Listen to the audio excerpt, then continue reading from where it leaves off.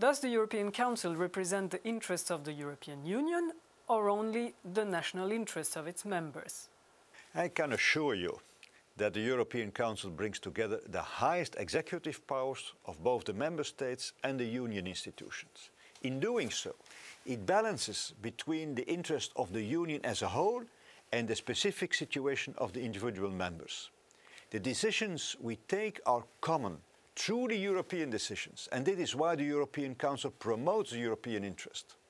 Moreover, when they discuss in the European Council, heads of national governments perceive the wider European interest. A well-functioning EU is in their own national interest. And since the Greek crisis, we all know that the problem in one country can become a problem for the 27 member states. We are all interlinked. Is it up to the European Council to address the EU's economic policy, for example, the Greek crisis? The European Council has a natural role to play here.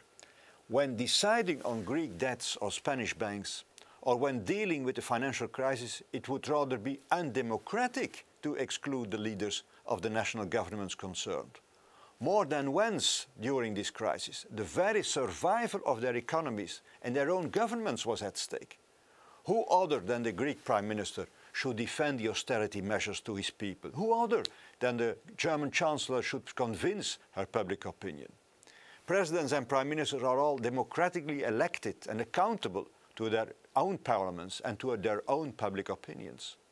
Is the European Council favouring the intergovernmental method as opposed to the community method, as it was the case in the crisis of the Eurozone?